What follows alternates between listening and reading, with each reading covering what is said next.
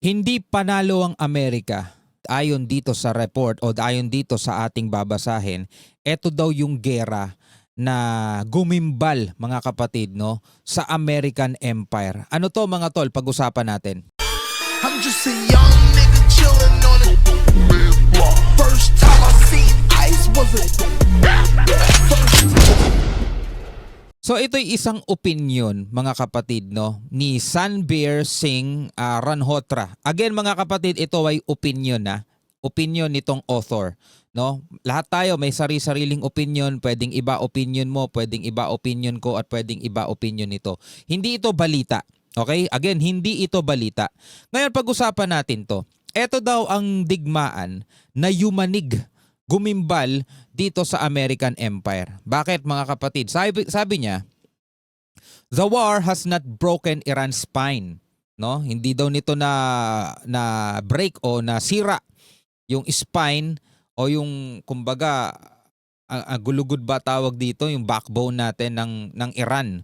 Instead, it has exposed the limits of American power and forced the world to see Washington as a superpower that can strike hard but not figure out what to do next. No? Imbis na masira daw etong backbone ng Iran, mga kapatid, no? Ipinakita lang daw nito sa buong mundo. Ang lakas ng Amerika ay limitado lang.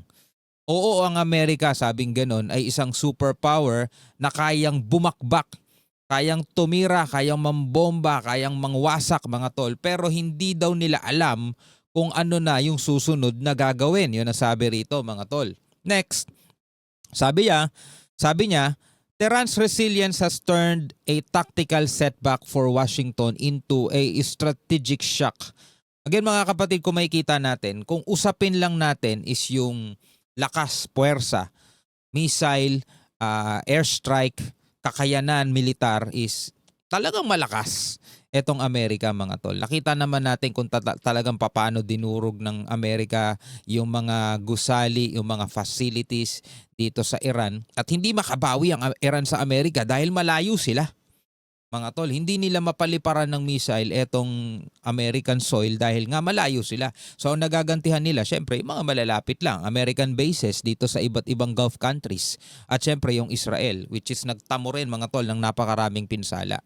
Pero ang ginawa ng Iran mga tol, hinawakan nila etong Strait of Hormuz, yung strategy nila mga tol, which is nag-pressure ngayon sa Amerika tungkol dito sa gerang to para pumayag sa kasunduan o para magkaroon ng kasunduan o para makipagkasundo kasi nga mga kapatid, naapektuhan ng buong mundo. Hindi siguro to ina-anticipate ng Amerika na gagawin ng Iran na hawakan itong Strait of Hormuz, which is nakaapekto talaga mga tol. At kahit nga nagkaroon ng tigil putukan dito sa Iran is hindi nangangahulugan na bababa agad-agad ang presyo ng ating krudo. Bagamat nagkaroon ng malaking impact mga kapatid no sa pandaigdigang merkado dahil bumaba talaga below $100 per barrel mga tol yung yung presyo ng langis. Dito sa Pilipinas hindi ganoon kadaling bumaba mga tol . A reminder that subordinating distance rivals no longer comes cheap or easily. Next, Iran has shown it can take the worst the United States and Israel can combine to deliver. So ipinakita din daw ng Iran na kaya nilang indahin kung gaano man kabibigat yung combination ng pag-atake siguro nitong Israel at saka ng Amerika. Diba? Pareho sila merong airstrike . Pareho nilang binabakbakan yung mga underground facilities. Napakaraming mga nasawing generals, officials. Ultimo mga tol, yung pinakamahalagang tao rito sa Iran which is yung supreme leader nila is nasawi. Pero sabing ganon, kayang indahin yan ng Iran. Retain its political structure, name its own successor, and sit down to negotiate on its own terms. Sabing ganon dito sa opinion niya mga tol.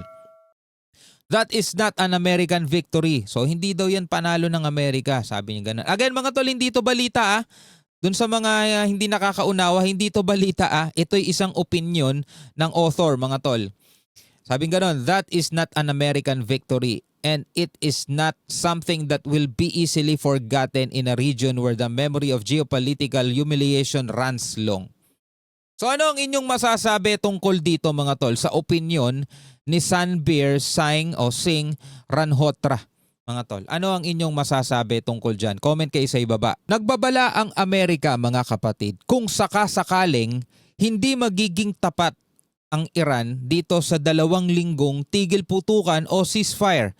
Ano ang balbalang yan mga kapatid? Pag-usapan natin. I'm just a young nigga chillin' on it. First time I seen ice was a So nakatakdang magharap mga tol ang Amerika at ang Iran sa peace talks, no? Ang mga kinatawan ng Iran at Estados Unidos kasama ang Pakistan mga kapatid na tumatay yung mediator nila ang maghaharap-harap, hindi mismong si US President Trump at kung sino man ang official ng Iran. Meron silang mga kinatawan o representative, no? Pero sa kabila niyan mga tol ay nagbabala etong si US President Donald Trump na kung sakaling hindi maging tapat ang Iran dito sa tigil putukan na to mga tol, ano ang susunod na mangyayari? Ito, panoorin natin mga kapatid mula sa report ng UNTV News and Rescue. Mahigit 1 oras bago matapos ang deadline na ibinigay ni US President Donald Trump, nagkasundo ang Estados Unidos at Iran sa isang 2-week ceasefire. Ang tigil putukan ay naging posible sa pangunguna ni Pakistan Prime Minister Shehbaz Sharif na tumatayong mediator sa pagitan ng dalawang bansa. Alam mo kung sakasakaling matuloy itong tigil putukan na to as in hindi yung ceasefire lang ng 2 weeks kumbaga magkaroon na talaga ng kapayapaan. Napakalaking bagay ang nagawa nitong Pakistan mga tol. No? Kumbaga parang iniligtas niya ang buong mundo sa posibleng paglawak palalo ng digmaan, di ba? No, siya ang naging tagapamagitan di ba? Napakalaking bagay nung ginawa nitong Pakistan kung sakasakaling magkaroon talaga ng magandang resulta itong pag-uusap na to. Sa kaniyang post sa X, sinabi ni Sharif na pumayag ang parehong panig sa agarang ceasefire at nakatakdang humarap para sa isang pag-uusap sa Biyernes, April 10. O sa mga nagko-comment na baka fake news lang daw sinasabi ni Trump at hindi daw papayag ang Iran. So eto na, official na to. Pumayag pareho ang magkabilang panig, Iran at saka Amerika. Okay? Wag na kayong wag nyo nang pangunahan ng balita. Kinumpirma ni US President Trump ang pag-uusap at sinabing double-sided ang ceasefire kaya ititigil ng Amerika ang anumang pag-atake laban sa Iran. Operation Epic Fury was a historic and overwhelming victory on the battlefield. A capital V military victory. By any measure, Epic Fury decimated Iran's military and rendered it combat ineffective for years to come.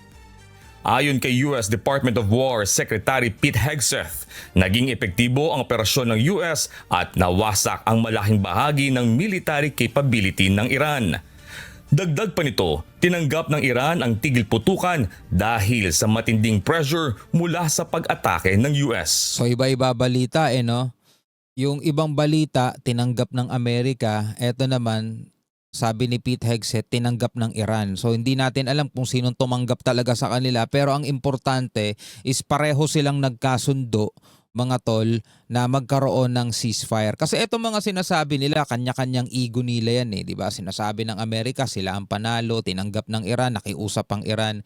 Di ba? Sinasabi naman ng Iran sila ang panalo, tinanggap ng Amerika yung kanilang proposal, di ba? Well, pare-parehong ego nila yan pagbigyan na natin. Ang importante mga tol is nagkaroon ng ceasefire dito sa napakatagal na gera na to, mahigit 1 buwan na, di ba?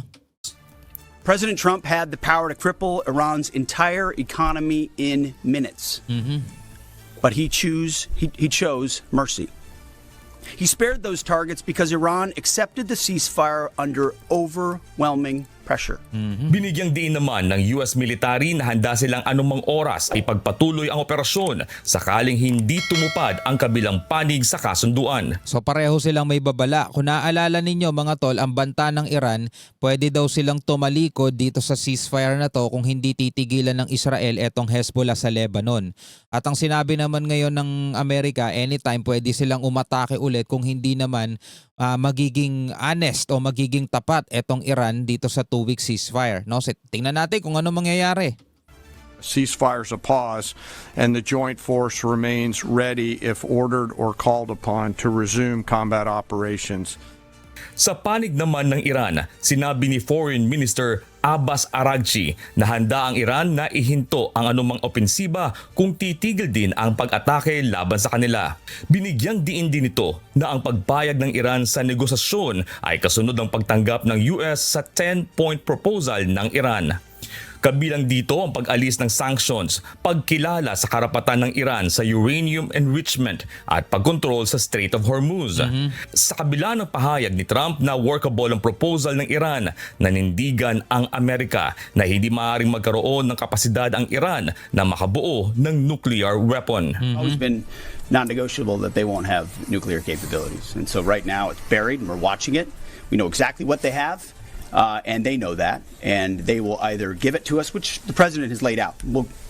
They'll give it to us voluntarily. We'll get it. We'll take it. We'll take it out. Or if we have to do something else ourselves, like we did in Midnight Hammer or something like that, we reserve that opportunity. But what's clear, what the new Iranian regime knows, is they'll never have a nuclear weapon or the capability to get a path to one.